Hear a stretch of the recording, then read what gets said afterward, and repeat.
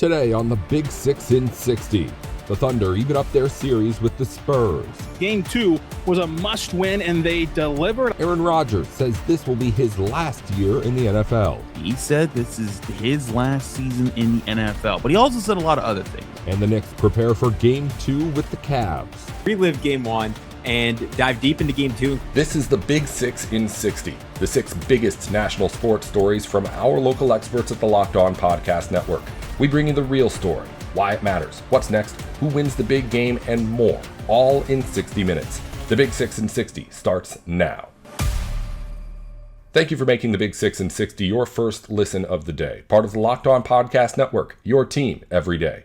Today's episode is brought to you by FanDuel. Download the FanDuel app now by visiting FanDuel.com and win $300 in bonus bets if your first $5 bet wins. The Thunder leaned on pressure defense and Shai Gilgeous-Alexander to beat the Spurs and tie the West Finals at a game apiece last night. Rylan Stiles with Locked On Thunder goes inside the response. Season-saving win for Oklahoma City. Game 2 was a must-win, and they delivered. Isaiah Hartenstein had himself a game. After looking unplayable in game number 1, the Thunder have found the role for him in this series. SGA delivered. The dagger, Chet Holmgren, even had himself quite the third quarter. This game saw J-Dub leave after the first quarter. The Spurs also lost Dylan Harper while having no De'Aaron Fox again in this must-win contest. And this game started out looking as though it would be yet another instant classic. These two teams played good, clean, back-and-forth basketball in the first quarter. OKC gets some separation in the second quarter, getting up by 7 points, and the aggression on both ends paid off for the Thunder, especially in finding a role for Isaiah Hartenstein, which we're going to get to coming up. The Thunder, great defensively, showing their hands, playing with their feet, getting inside of bodies and getting deflections, getting steals, being active in passing lanes. It was a great job by Oklahoma City to flummox the Spurs offense, which once again had turnover wells. The transition offense for Oklahoma City still needs to be cleaned up, but it was better than game 1. It would be hard to be worse than they were in game 1, transitionally scoring the basketball. The three-point shooting really opened up for OKC in the first half to allow them to get some space from San Antonio, especially whenever they got these transition opportunities, which led to some open corner threes, and those turnovers really mounted on San Antonio, and that's what caused OKC to be a plus 11 in the second quarter. In that frame, they forced 8 Spurs turnovers, and even as the Spurs threw a great counter punch in that third quarter, no J-Dub in that third quarter, Ihart benched due to foul trouble, having 4 by the 9-minute mark of that third frame. It became a 3-point game in a matter of seconds with some killer threes from Victor Wembanyama, but still, OKC was able to regroup, get the car back on the road, have a flawless into the third quarter. At one point, that lead was 10 toward the end of the third quarter due to Chet Holmgren stepping up, due to SGA making tough shots. And, of course, this is the part of the game where the Spurs ruled out Dylan Harper. And in a must-win game, you left the third quarter up by 8 points with no Fox and no Harper on the other side, making this a shell of who the Spurs have been this season and a really limited guard room. It was an opportunity for OKC to prolong their season, to extend this series, and they had to take advantage of it, taking that 8-point lead into the fourth quarter. And that's where OKC started without Shai, and in a matter of seconds, Wemby and company had cut that lead in half. You really felt the absence of J-Dub to start the fourth quarter when OKC saw their lead cut in half, because the Thunder could not generate high-functioning offense without Shai in there. So Mark does a great job of taking the mandatory timeout early in the fourth quarter at the 9:05 mark, and that's where Shai gets back in. So you had the third quarter break as a rest point for Shai. You had the opening couple minutes as a rest point for Shai, and then the longer timeouts in these national TV games is another rest point for Shai, and it stole him enough rest to get back in there and close this game, and boy, did he, hitting that dagger shot late. And after the lead was cut down to 4, OKC was able to balloon it back up to 10 with 2 minutes to go because of the all-out hustle plays that this team made. You everydayers remember that on the previous show today, we talked about how the Thunder have to dominate the 50-50 balls. They largely did that in this game, especially from the second quarter on, to help them get separation, help them get the Spurs at an arm's length. And so with a 10-point lead and 2 minutes to go, at home, it had to be over. The Thunder had to slam the door. And even as the Spurs go on a 5-0 run with 125 left, it ended up in OKC's favor to save their season, winning 122-113. Look, the Thunder kind of flipped the script from game 1 to game 2. The Thunder were the team that grew a 13-point lead, while the Spurs could only muster a 5-point lead. OKC controlled this game just like the Spurs controlled game 1. The Thunder never trailed in the final 3 quarters, despite there being 14 lead changes in a flurry of the first quarter, and despite being 7 ties total in this game. The Thunder never fell behind in the last 3 quarters of this contest and continued to kind of have the Spurs playing catch up. The Spurs would go on these runs. They'd tie the game. They'd cut an 8-point lead down to 4. They'd cut a 10-point lead all the way down to 5. But the Thunder would answer right back. And so that was an easier position to be in than what OKC faced in game number 1. The Thunder in this game forced 21 turnovers again against San Antonio, largely due to Steph Castle. And this is where the Spurs, it has to be frustrating, of course, with these injuries, because their guard room is just not capable of playing against Oklahoma City's defense with the way that it is right now, with who's active and with who's healthy. Whenever you know that in the regular season and when this team has been healthy, they've been equipped for Oklahoma City's defense better than anybody else. But Jordan McLaughlin had to play minutes tonight. Harrison Barnes in the year of our Lord 2026 had to play minutes tonight. And the Spurs just kind of ran out of depth, and Castle had turnover problems, and he took a few too many chances against this Thunder defense. That's an adjustment that San Antonio must make going back home now to their barn and trying to get a win there in San Antonio. The Thunder had their turnovers trimmed down from 14 to 9. The Thunder dominate points off turnovers 27 to 10 because of the lopsided nature of that category. And the Thunder, to their credit, not only cleaned it up on the glass, not only competed on the glass, but actually won the rebounding battle 50-49, something that you didn't think Oklahoma City could do in this series, especially under the pretenses of game 1, where it felt like Isaiah Hartenstein wasn't going to be playable. So it was like, well, if Isaiah Hartenstein's not playable, what's the pathway to even competing on the glass, much less winning? Hart finding his role helped clean this area up, and it also helped make the gulf of the difference in the paint points in game 1, shrinking it down to Lake Latanka, 46-42 in the Spurs' direction in the paint. That is night and day different from game 1, and that is a huge accomplishment considering that San Antonio has the best rim protector in the NBA. OKC loses second chance points only 22-17, another gap that they made up, and the Thunder dominate bench points in a snooze fest in terms of who produced off the bench for both sides. The Thunder shot 47% from the floor, 36% from 3, and 79% at the 3-point line. In this series so far, the team who has made more threes on a better percentage has lost. They're 0-2 in this series. A kind of weird stat for a series that we thought would eventually kind of just boil down to shot variance and 3-point shot making. The team that has made more threes and shot a better percentage, both, the Thunder did it in game 1, Spurs did it tonight, 0-2 so far in this series. And the Spurs shot 48% from the floor, but 40% from 3 and 88% at the free throw line. The problem was they could not win the possession battle because of the glass, because of the turnovers, and it let Oklahoma City prolong its season now 1-1 heading to San Antonio. And now you got to do what San Antonio just did to you. You got to steal 1 in San Antonio and come back for a pivotal game 5. That is the Thunder's entire goal. Would it be nice to rattle off 3 straight and win both in San Antonio? Absolutely. But the goal here has to be to win 1 in San Antonio and see where the chips fall in a pivotal game 5 back here in Oklahoma City. The Thunder in this game shoot 24 free throws to San Antonio 17. Look, you can't let that become a talking point. I know that it will. I know inevitably people will complain about the officiating. It's the same thing as what Golden State dealt with during their run. When was the illegal screen talk the loudest? When Golden State won a game in the postseason. So great response by Oklahoma City in this game. Their defense, I didn't think was worthy of being ripped entirely in game 1. It was even better tonight. Their offense, way more aggressive, way better at getting downhill, way better at getting to their spots, largely because of the 2-time MVP, the current NBA MVP, and SGA, who returned to form. Also, because of the strategic change that Mark made with Isaiah Hartenstein's role, the third quarter from Chet Holmgren, Jared McCain continuing to flip playoff games as a massive addition at the NBA trade deadline. And once again, Alex Caruso shows you that he is an absolute gamer, shows you that he is a 16-game player and a playoff riser.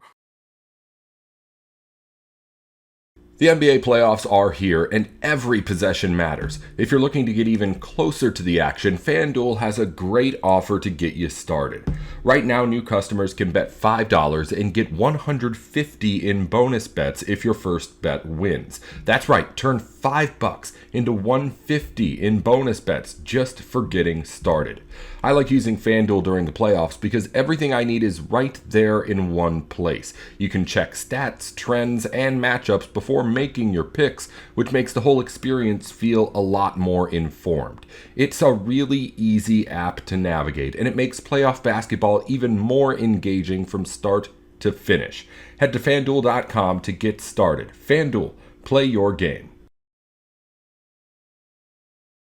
Welcome back to the Big 6 in 60. Victor Wembanyama and Stephon Castle gave the Spurs a fight, but San Antonio's turnovers let OKC even the series. Casey Vieira and Devin Brown with Locked On Spurs recap the missed chance. The Game 2 defeat tonight for San Antonio. They go down 122-115. Mr. NBA champion Devin Brown, the series is tied. I think a lot of people expected that would get to this point, but there are some aspects of it, especially going into the remainder of the series, games 3s, games 4s, on many of fronts that might have us being a little bit concerned tonight. Yeah, absolutely. Welcome everybody to the show. Casey, let's have a good one. We got some things to talk about. Although the Spurs did lose, there is some good in it, so let's get to it. This is what you'll be talking about. All right, so there's no De'Aaron Fox tonight. Again, a game time decision. Didn't make it that far. Was scratched for about an hour before tip-off. And injuries are going to become a recurring theme in this conversation for both teams because three real sticking points stuck out from the first half. OKC brought the physicality, and they brought it big. They elected to go with more Isaiah Hartenstein minutes on Victor. And needless to say, Victor is going to look a little bit more bruised tonight going into tomorrow than he did game 1 going into game 2, because iHeart, for better or worse, we'll just say he was very much took advantage of the liberal whistle that they're having in the playoffs when it comes to calling these fouls, and he was physical with Victor. That was the first real takeaway. The second real takeaway is the fact that San Antonio had 13 turnovers in the first half that led to 16 OKC points off of said turnovers. Castle had 5 of them, though he had 16 points. Spurs finding themselves in an 11-point deficit at the break. A halftime that saw J-Dub, Jalen Williams, of course, for OKC, as we know, he's missed an extended amount of time with that hamstring injury. Did not play in the second quarter, did not come back out in the second half. And while I don't think that particularly goes hand in hand with how the third quarter started for the Spurs, it started off pretty well. San Antonio goes on a 15-4 run. They even things at 66. They can't necessarily keep the flow going. They ultimately fall back behind by 10. In part, the reason why the playmaking, the ball handling goes off the rails a little bit. Why? Dylan Harper gets hurt. Battling for a ball underneath, lands awkwardly, holding his hamstring area. We're presuming it's the hamstring. The Spurs officially said it was right leg in quotes, whatever that may or may not mean. We'll find out hopefully more by the end of the program. But what that math led to was a Spurs deficit, 96-88 at the end of 3 quarters. They got off to a great start in the fourth. They pulled within 2. Vassell hit a couple threes. Wemby looks good. They get their confidence back. But what was the story was tonight, Oklahoma City just had that counter punch that they were lacking in game 1. Well, I guess in game 1, that was the knockout punch, so to speak. But every time the Spurs, it felt like they got close, the Thunder bounced back and they were able to put things away. The Spurs had a real good chance. $1:15 left. They get it to within 5. Keldon gets an offensive rebound and a chance to reset for Stephon Castle. And essentially Castle just throws it away. Can't get on the same page. And what was, for all intents and purposes, kind of was the dagger. Shea comes back down, hits a shot that puts him off 7 with 45 seconds left to go, and that all but did it. Steph had 9 turnovers tonight to go along with his 25 points, 5 boards, 8 assists. Victor, a little bit more dialed back, 21 points, 17 rebounds, 8 of 16 from the field. He blocked 4 shots. Shea had 30, SGA did tonight. 7 Thunder players in double figures, but what kills the Spurs tonight, 21 turnovers. It leads to 27 points off of said turnovers for the Thunder. And as a result, we are tied heading back to the Frostbank Center, Devin, on Friday. Yeah, absolutely. So OKC bounced back well tonight. And obviously, Shea came out more aggressive tonight, getting him off to a good start. But, it's paying attention to detail for me. It's, the offensive rebounds, timely offensive rebounds. Hartenstein getting one of them. Caruso, again, hit a couple timely threes when OKC took a lead there in that second half, and a couple of the threes that he hit, he was kind of quiet, for the most part, but a couple of timely threes. And then McCain, we talked about it. They went with, Mitchell in that first game, leaving McCain on the bench, but he was out there today, and he hit one towards the end of the third quarter, and he hit one at the beginning of the fourth quarter that I think that really were early backbreakers for San Antonio, because when you're fighting uphill, you got to be so detailed. Everything's got to be correct. And, we got to get Castle realizing, who's on his basketball team, because his turnovers, it's hurting him right now. And he's got to dial that back, come game 3, game 4 when he, come back home. But Casey, for the most part, you knew OKC was going to answer back. And I'll tell you what, first San Antonio being a young team, I know they're battling, some injuries right now. We'll find out before game 3. Sometimes a loss can get you back on track. And so I'm hoping that going into game 3, whoever's going to be on the floor, they get refocused, pay attention to the scouting report and get ready for that big game. Real quick, the update on Dylan Harper really is no update. Mitch Johnson was asked about it. News just came across. Didn't give any update. So no update. The update is no update for Dylan Harper. Hey, Casey, can I just guess the answer from the coach? Not. All right. Yeah, go ahead. No, this is him. I'm not sure. I haven't seen him since we got in the locker room. Yeah, all right. yeah, something like I think I saw the quote was that medical told me that he just wasn't coming back. So the generic coach speak answer on that front, and just about. I'm really good at those, by the way. Yeah, I was gonna say you got that. That's called Spurs culture right there. Mike, yes, sir. I saw Mike Brown did that the other day when OG Anunoby got hurt. Yeah, I have to talk to medical, and I was like, I wonder where he got that from.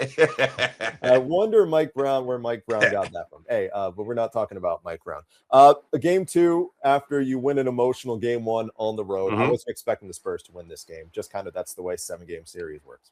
Right, I wasn't expecting them to win this game. I'm happy that they competed the way that they did. I didn't think they were going to get blown out. I just thought that'd be very out of character for them.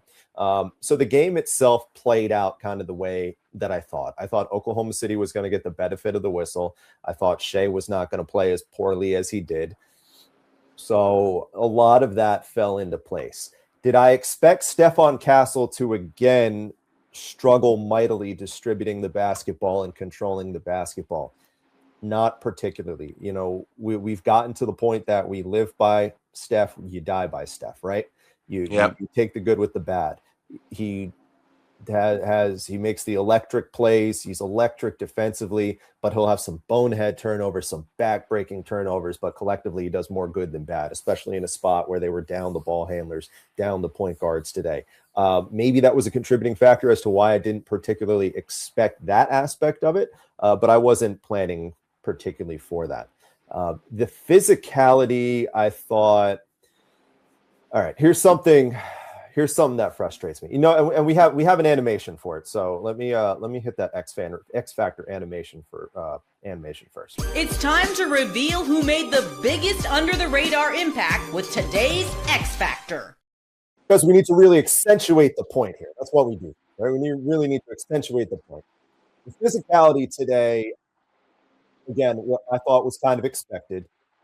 In that environment, they're going to get the whistle. OKC is going to make the adjustments. They get the great whistle anyway, regardless. They're going to find ways to get to victory. Hartenstein did exactly that. But what really bothered me tonight was another example of it felt like you're looking for somebody to get in the way of iHeart at that point and be like, no, we're not going to let you keep hitting Victor. Like, we're not going to do that. And the same thing that it felt like a recurring theme in that Minnesota series, felt a lot of that tonight, where you're just waiting for somebody to get back in the way of Hartenstein and say, no, you're not going to do that. Or on the other side, put SGA on his back with a hard foul. We didn't really see that. That aspect of it with the physicality, that bothered me tonight. Yeah, well, absolutely. So, if it bothered you, that means I couldn't even sit down and watch the game. I've been saying it, since the Minnesota series, somebody's got to step in there and do something. And we saw what happened. Victor took things in his own hands. But now you're getting to a point now, Hardenstein, seeing the grabbing, the holding, pulling Stephon Castle's hair on a particular play. So, you wish you had that guy on the roster, and I'm starting to think that the Spurs don't. But then again, Casey, it is 2026, and I mean, if a player reacts that way, who knows, what had happened, in the 80s and 90s, there would have been 10 delays already because everybody would have been fighting. Right. But we're not there anymore. So yeah, I understand what you're saying. You want to see that. But like I said, the Spurs, they just don't have that person on their roster. No, they don't. And I mean, listen, like, is that one of those things that they need to address if regardless of the way that this playoff goes? I don't know, perhaps. But that's kind of been a type of thing that's been glaring a little bit along the way, is that they need an extra body to get in the way to stand in back of Victor. Like, we all make comments about Jeremy Sohan. Yeah, we know that, he was colorful here. It didn't work out. But there's one thing Jeremy did do, man. Jeremy had a little bit of that, had a little bit of that attitude. Like, I don't think Jeremy Sohan would have made a difference in this game, mind you. Right. But the point being is that type of attitude was a little bit desired tonight. And let's go back to that turnovers thing, though, and how the physicality kind of goes hand in hand with the sloppiness that the Spurs had, gone out there, really not just for tonight, but for 2 games in a row. How much of a contributing factor do you think that plays into what we saw tonight, the struggles that Steph had? No, it's a huge factor. I mean, you have high minutes game 1. You come off of a tough series, and I know, everybody talks about recovery, things, that nature.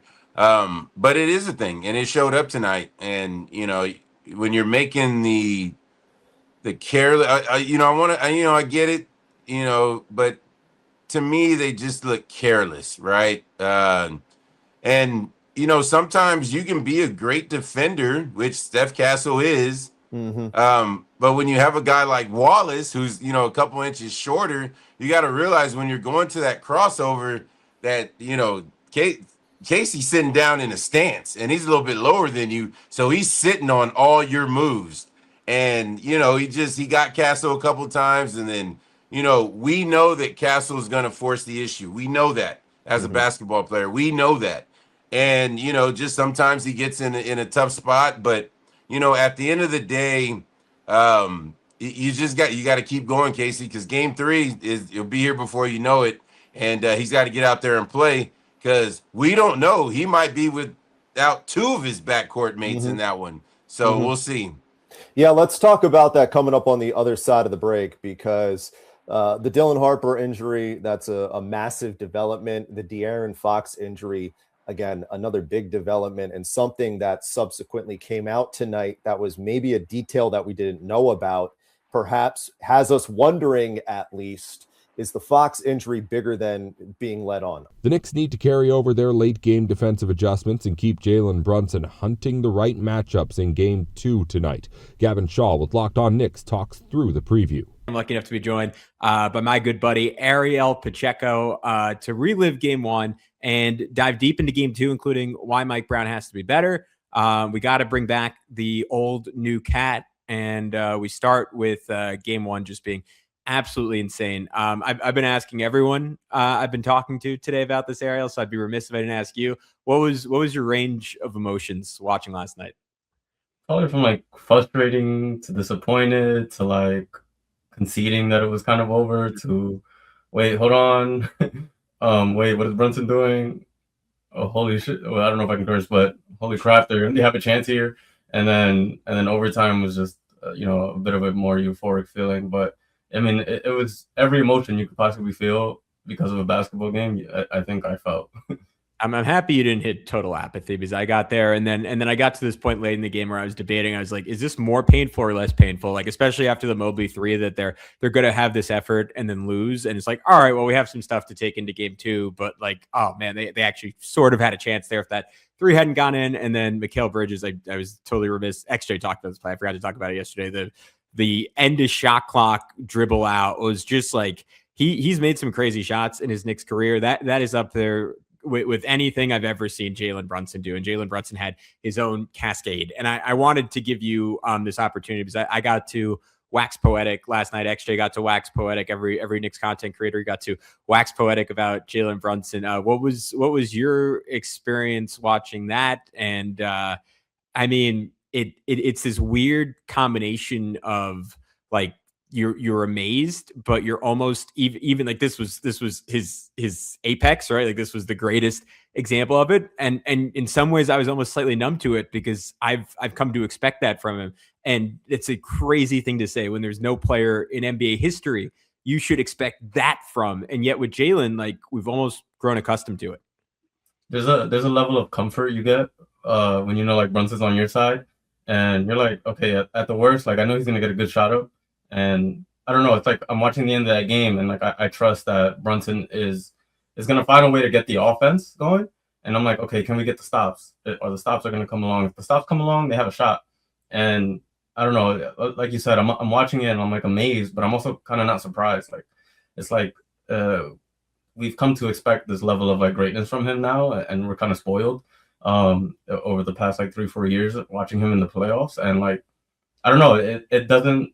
Like I get like as I said, it's not any more like surprising. It's just more like wow, like this guy's like we have a guy, like we have this guy. He's on our team, he's wearing our jersey, and I don't know. It's a real luxury when you're watching a Knicks game or any team that's your favorite team, and you're just able to say like down the stretch of a game, like if it's close, I trust our guy to bring it home.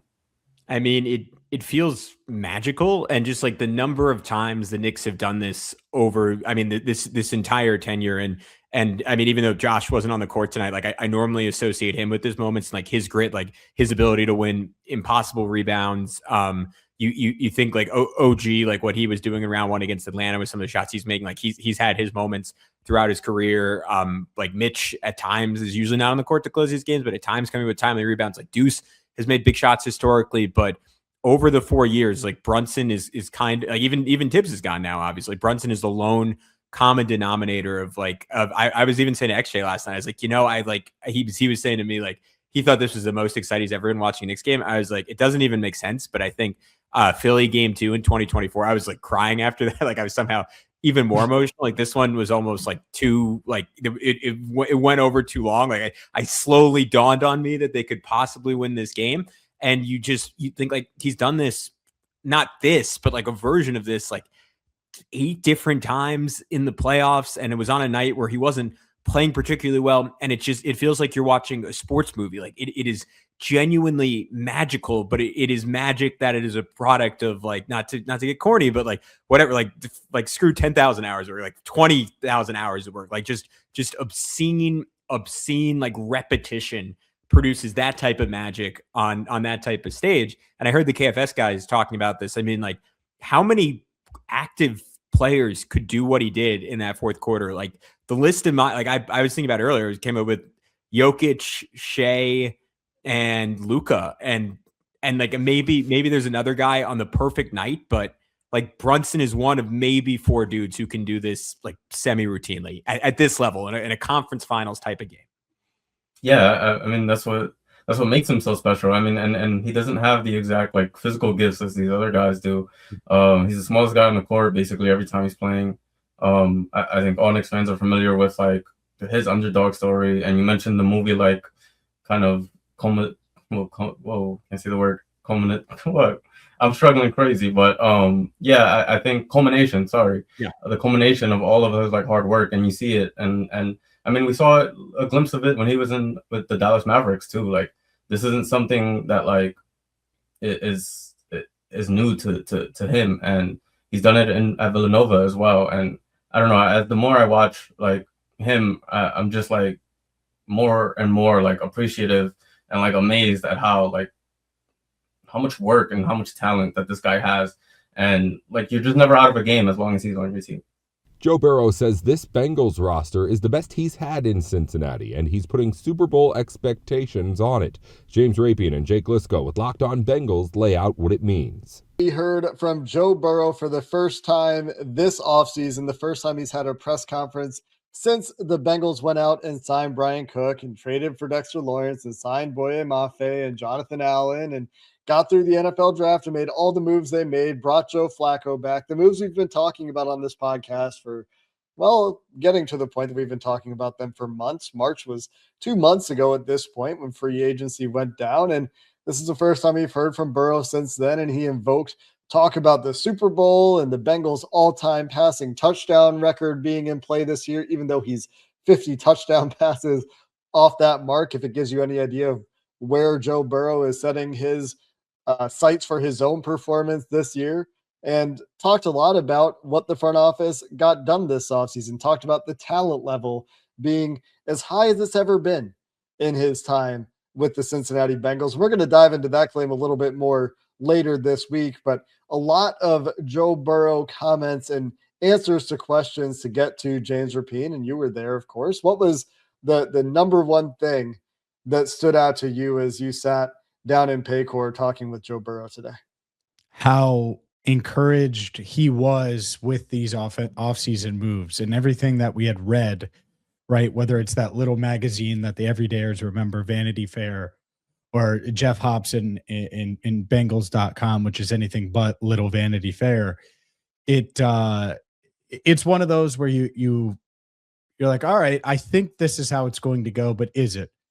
And some of what he said was similar. Some of what he said was expanding upon what we've seen. But the thing that I think he said multiple times is how fired up he was. Fired up when the Dexter Lawrence trade happened. I asked him if I would have told him in January, and I was the one who asked him about the free agent quote, free agency is paramount and we need to be aggressive and all those things. That quote that was used over and over by everybody because it was Joe Burrow saying they better be aggressive. Well, he said, yeah, if you would have told me this in January, I would have been fired up and excited. And he ended every single one with, all right, but now we got to go out and do it. And I think that's where he's focused. And for the everydayers and for the Bengals fans that are tuning in because they want to know about Joe Burrow, I think the encouraging thing can be Joe Burrow feels like he has a really real chance to win a championship this year. And he's always going to think he can go out and win because he's Joe Burrow, and that's the natural thing. Like, he has that in him, right? But there are levels to it. And to feel like you can go out there and win, and to feel like you have the talent that's going to be able to go out there and not just compete for a championship, but go win a championship, I think it's two different levels. So the main takeaway is just how encouraged Joe is with the roster additions and what it could mean for his future, their future, what the significance of the Lawrence. I mean, there's so many ripple effects from it, but you just got to look at the front office and say, man, you guys have done a hell of a job, because I do think that Joe Burrow's tune, his mindset has shifted. And I've said it 1,000 times on this podcast, he's the most important person in the building. And so for that to be the case is huge. Yeah, he talked about the front office. He's talked about the criticism from fans, from media. And he said, and hopefully we can put that behind us and move on. Essentially, like, we don't need to talk about the front office not doing enough right now, says Joe Burrow. So while we can still talk about some of the things that they didn't do, and we're going to continue to monitor the linebackers. He talked about the linebackers a little bit today as well. And that one stands out. I know there are fans out there that want to talk about wide receiver 3 and are very interested in that conversation. We've talked about swing tackle, but the moves that they made, to reiterate this for the, how many times do you think we've said it? The moves that they made are significant moves. The move for Dexter Lawrence is a rare move, and Joe Burrow acknowledged that as well. And I think that it's interesting to think about his audience when he's saying, okay, it's time to let off the front office here. We have been critical of the front office, right? Media's been critical of the front office. Joe Burrow says, it's not time to be critical of the front office right now, guys. And he's talking, I think, to the media and to fans to some extent, right? But he's also talking to the veterans on this team, I think. and he's talking to himself. He's talking to the locker room. The front office gave us what we need, guys.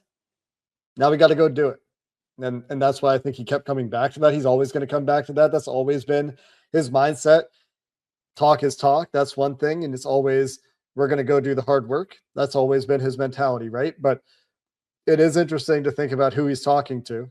And I don't think it's only media and fans when he says it's time to move on from some of our criticisms of the way the roster has been put together and the moves the front office has or hasn't made. Yeah, it's go time. I'm not sure if he prays or not, but he's prayed for times like this, right? The coaching staff has prayed for this, where it's like, all right, well, now it's on us because now we do have the talent. Now we do have the ability. Now is the roster perfect? No, but should they be up there with the top teams in the league? Absolutely. And what have we said? What did we say in 2024 with a flawed Bengals team that had no defense and could have used Jake Lisco on the back end instead of Geno Stone? What did we say? We said, if you let Joe in, oh boy, good luck. All he needs is a chance in a one and done scenario. You never know, like Joe Burrow, Jamar Chase, and you just start looking at it. It's like, man, that's scary. What if they can go back to the way it was in 2022 when they were rolling going into the playoffs, when things were rolling, when for a lot of the 10-game winning streak that they were on, they were the best team in football. And that's what I think is interesting is like, this roster is it feels much different than it did in January when a month prior, guess what we were saying? Hey, if you let them in going into that Bills game, if you let them in, like they got Joe Burrow and but they were just so flawed that you're like, okay, well, again, Joe's going to feel like he has a chance in any game, but how realistic was it? Honestly, and unless he played perfect, wasn't realistic. Now, does he think he's going to play perfect? Sure. He's talking about 50 touchdowns. And just to be clear, because I looked it up while I was doing it. It was funny. It was like a podcast where we throw around stats and then I look it up. I'm like, all right, Joe, I got you. He's 47 touchdown passes away from tying Andy Dalton for the franchise record, which is kind of insane. Like this soon. And no, it's just insane that he's only 47 away in my mind. No, I know it's a lot of touchdown passes that he's thrown in a small amount of time. Considering the time he's missed as well. And then I said, so 47 to tie, 48 to break. And he looked, he's doable. So that's where his confidence level is. And that's where it should be, because Joe Burrow, we should be thinking about MVPs, right? In that element of it. And I think he's very much aware going into his age 30 season. He'll be 30 in December, and his age was brought up a few times by him. I think he's like, all right, now it's go time. It's time for me to be the best in the world. That should be his mindset. When you look back at 2024, that incredibly frustrating year, when that was the talk that you're bringing up, like, man, if they get in, look out.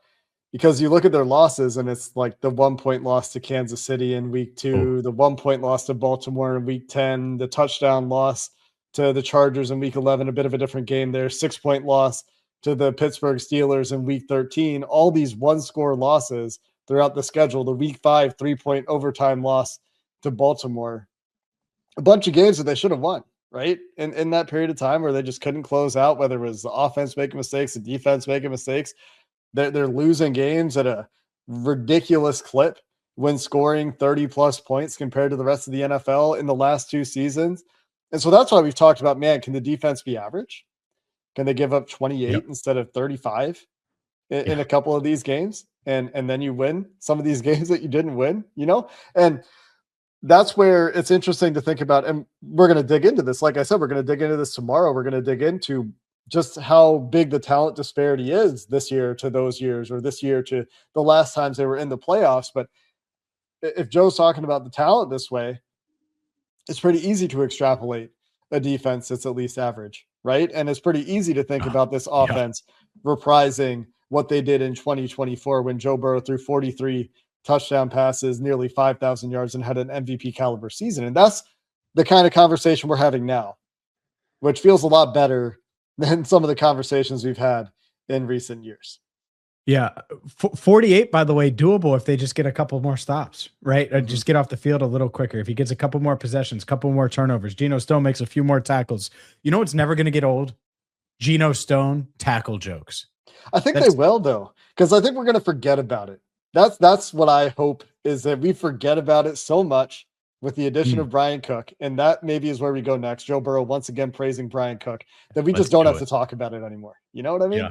I don't. Yeah, because it's not like I'm saying like Jackson Carman missed blocks or Jermaine Burton missed meetings. Like, you just hope it's so far in the past. It comes up sometimes, but not like it's different, you know? Welcome back to the Big 6 in 60. Aaron Rodgers says the 2026 season with Pittsburgh will be his last. Christopher Carter with Locked On Steelers sorts through the final year stakes. The hot topic that we have to address is Aaron Rodgers, who spoke for the first time since re-signing with the Steelers for a second season with them just yesterday on Wednesday at the team facility. And the big news, he said this is his last season in the NFL. But he also said a lot of other things. And while that was the major headline that sent shockwaves across the NFL, there's definitely a lot more to dive into here. And it came back to what I was asking about him, about how he felt about playing Mike McCarthy's offense again, and particularly in an offense that drove things through the quarterback and in the West Coast system that they're going to be featuring. Now, we've talked a lot about over the past recent weeks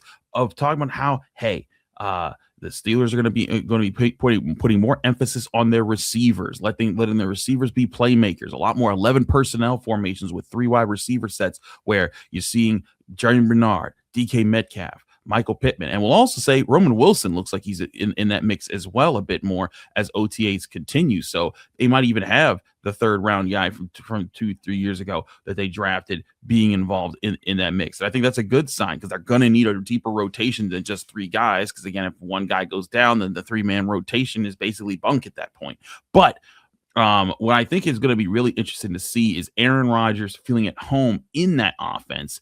And it was something he talked about a good bit here and there on Wednesday when we got a chance to talk to him. Here was Aaron Rodgers. I spliced up a few bit here because he does seem excited to work with Mike McCarthy, but also he kind of talks about his process as he went through figuring out if he wanted to come back. He talked about, originally he came to play for Mike Tomlin. He thought when Mike Tomlin resigned, that was it for him with the Steelers. But when Mike McCarthy was hired, was a little bit more there. But listen how Aaron Rodgers addressed this being his final season in the NFL, but also how he had talked about the offense and a few other elements here. Here was Aaron Rodgers from the Steelers after their Wednesday practice during OTA. Aaron, do you believe your last year? Do you even think of that right now? Yes.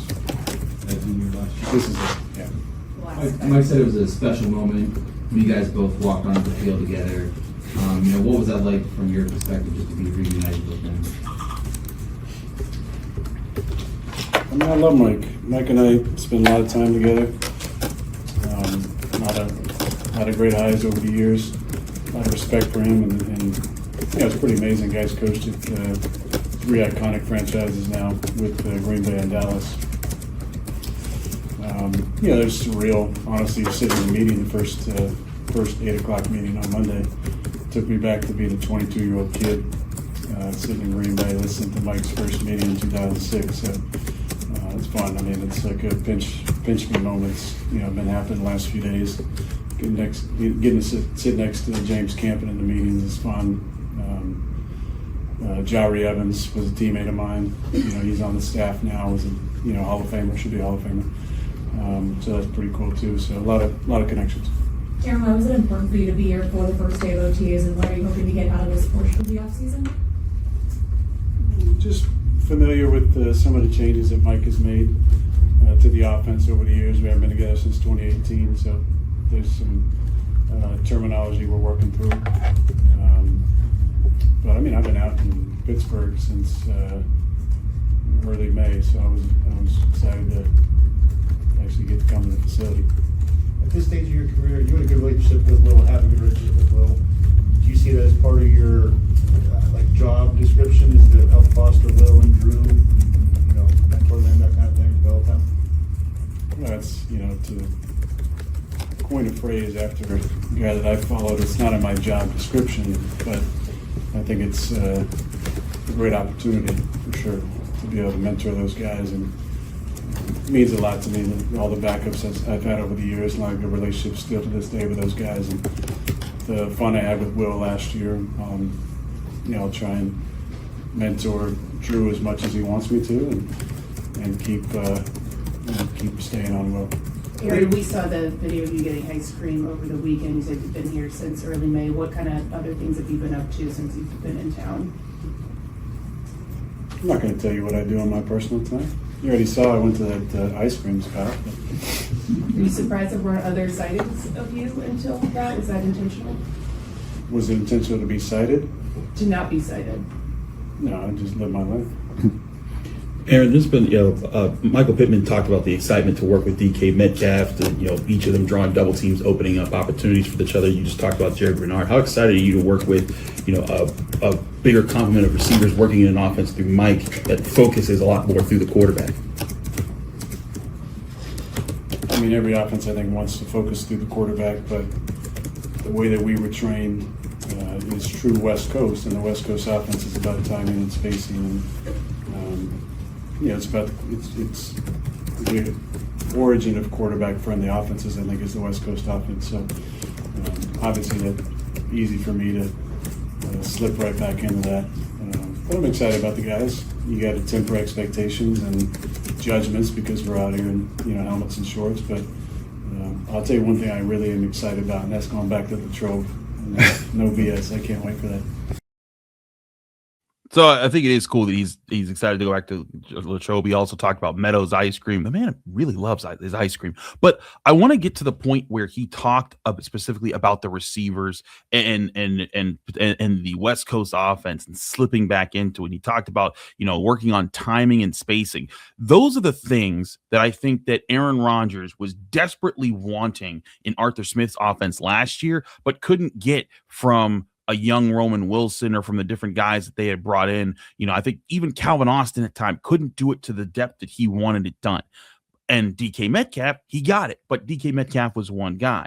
Now he'll have Michael Pittman as along with that. And so now you have two guys who can do that. And we talked about Michael Pittman. He talked about how excited he is because now he's in a position where, hey, if they double team me, that's freeing up DK Metcalf. If they're double teaming DK Metcalf, that's freeing me up.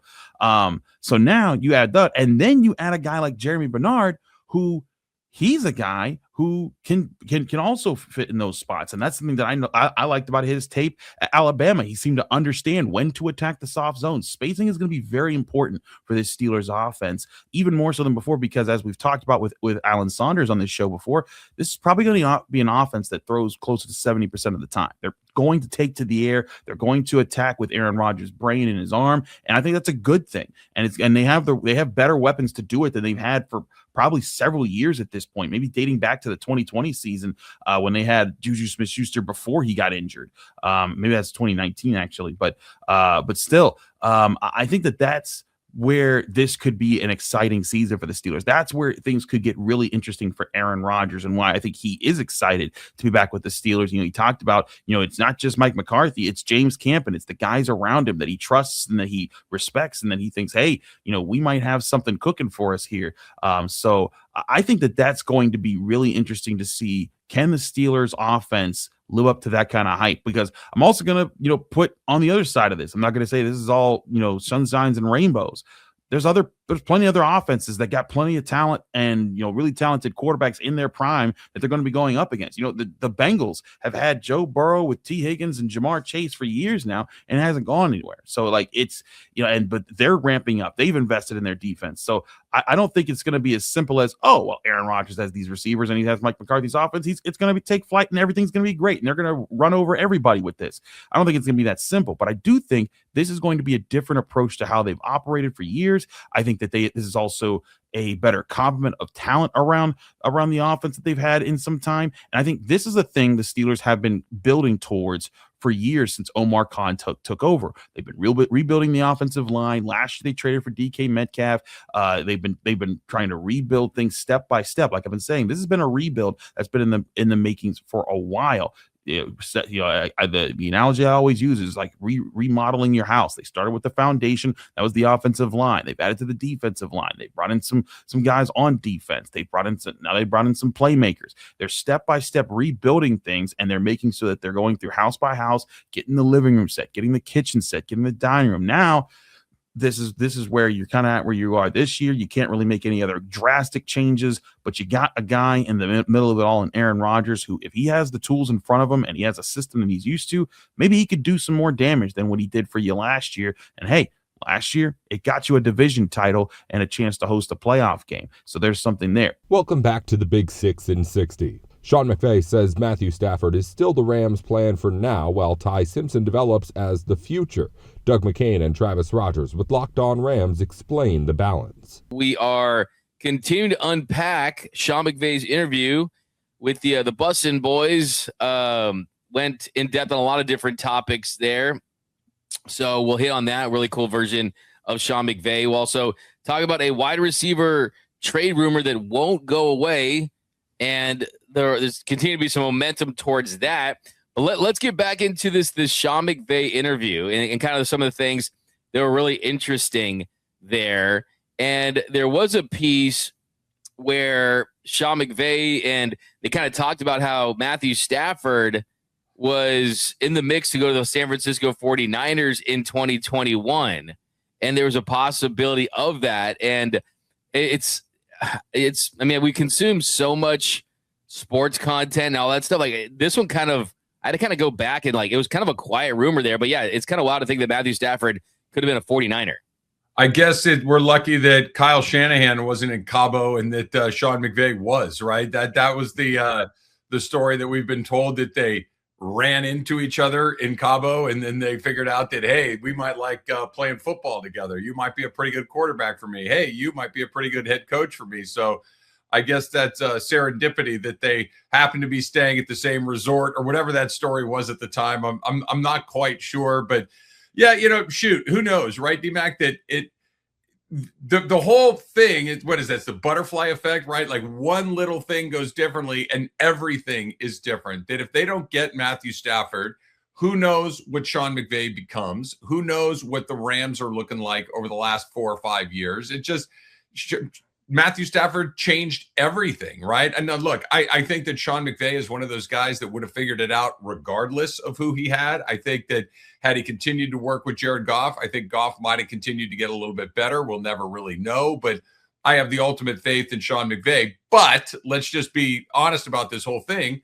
Matthew Stafford unlocked a lot of stuff in this offense that has put them in a different category. With Goff at the quarterback, they're really good. I mean, they went to a Super Bowl, so obviously there was proof and concept there, but Stafford's he's just different. Like he's in that small group of guys that we talk about. He's in that group of 5 or 6. He's not in that group from, 7 to 17. He's in the top 6, and those guys are really hard to find, and thankfully they all stayed at the same hotel.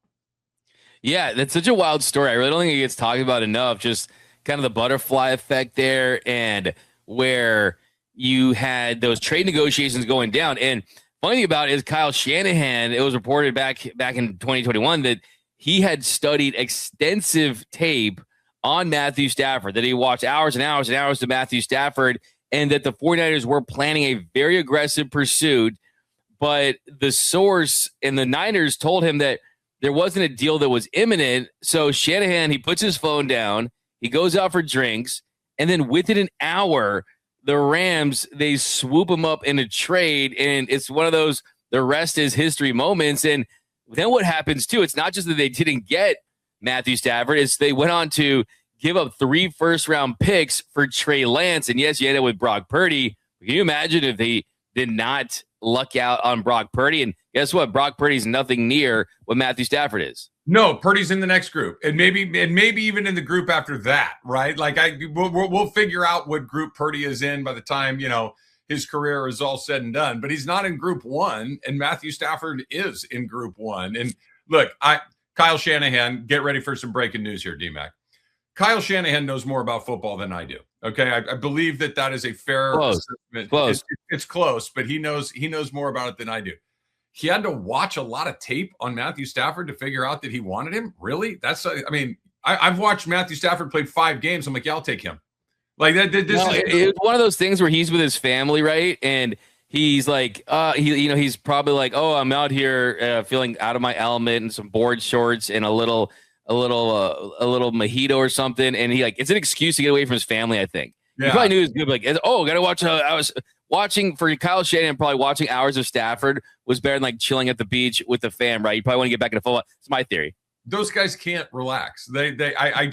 All of those guys, can you, other than Andy Reid, can you really picture any of those guys sitting on a beach with a cocktail with an umbrella in it and them not in a dark room with a laser pointer looking at some film and some formation and some concept that they're trying to, spring on the NFL? That's why those guys are those guys. They're just wired differently. But look, he's here. They got him. He's going to be here for a while. And he's won an MVP. They won the Super Bowl. There is maybe the trade. Here you go. We'll check the box early. Maybe the trade that the Dodgers made for Mookie Betts yielded immediate results that are similar, if not better. But it's pretty rare where you just say, I'll take that guy. That guy shows up and you immediately go from whatever you were to a whole heck of a lot better, championship level. That's what Stafford did. That's what Betts did. And it's just, when you get a chance to acquire a player like Stafford, like Betts, the answer is yes, I will take that player, and then you'll figure it out from there.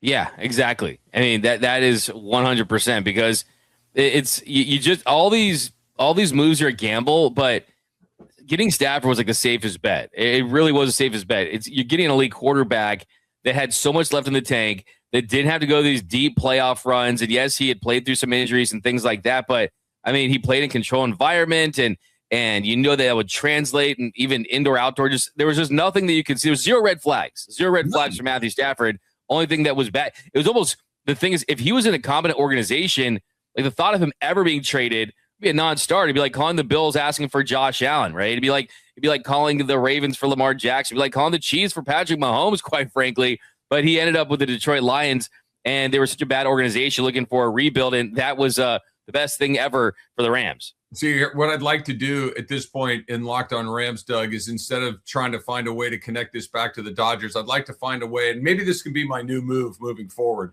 is I'm going to try to find a way to dump on the Angels right here. So what Stafford did is exactly what Trout has never done, which is, I'm the best guy on a dog water team, and I've been here a long time. I've given you everything there is to give. I've given you plenty of time to figure this out.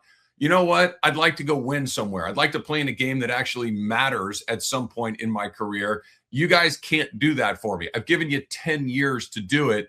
Let me go somewhere else. And I'll give the Lions some credit. They did. And the Lions were like, yeah, go ahead. We'll let you do it. And it worked out for the Lions too, where Trout just sits there and rots in Anaheim and is rotted there for a decade and a half. And he's never said a word about it the entire time and just kind of shrugs his shoulders and keeps it moving. That I give Stafford all the A for being loyal to the Lions for as long as he was, but then at some point saying, hey, listen, man, this place is not what I need. I need more. And he landed in LA and the rest is history. Yeah, I'm trying to get my brain to not shift towards Mike Trout thoughts, right? Just because there's so much there. I mean, it's a really good point that that could have been Matthew Stafford's path. Sure. That Matthew Stafford would have been asked, hey, and first of all, Matthew Stafford might not have made the Hall of Fame because who knows what happens there. I think he does because I think the counting stats get there, and I think the general just appreciation gets there because he's so much better than so many quarterbacks in the league because the quarterback play has dropped in so many years. But if Matthew Stafford stayed with the Lions and stayed loyal, that's what he'd been asked for his whole career after. Why didn't you ask out? Why didn't you try to join a contender? Mike Trout's going to have to do the same thing. And I look at it, my goal for Mike Trout, if I could ever hey, I'm Mike Trout, I'd be like, dude, at least do this for me. Be the first guy in history that goes into the Hall of Fame, having played with one team, but doesn't have that team's logo on his plaque. Go be the first dude that goes in with a blank Hall of Fame plaque. Have you heard the Wade Boggs story where he drank the 64 beers on the plane? I have. You could top Wade Boggs' 64 beers on a plane, and you wouldn't be as wasted as Mike Trout in Anaheim. Like, that's how terrible he is. That's how bad he is. That's how bad organization is. And it's criminal. 3 playoff games. I think it's 14 at-bats for a 90 WAR player of his generation. And thankfully, this is extremely relevant because Travis has a new angle on dumping on the Angels, which is always fine by me. But yeah, this could have been Matthew Stafford. Thankfully, it's not. But I think it bears repeating. The Niners were one of his 3 preferred destinations. Ends up with the Rams. You love to see it. That's all for today's Big 6 in 60. If you follow basketball, football, or college sports, the Big 3 in 30 has a half hour on the biggest news in the NFL, the NBA, and on campus, going up every weekday just like this one. Just search the Big 3 in 30 NBA, the Big 3 in 30 NFL, or the Big 3 in 30 college, wherever you're listening or watching now. Thanks again for tuning in to the Big 6 in 60.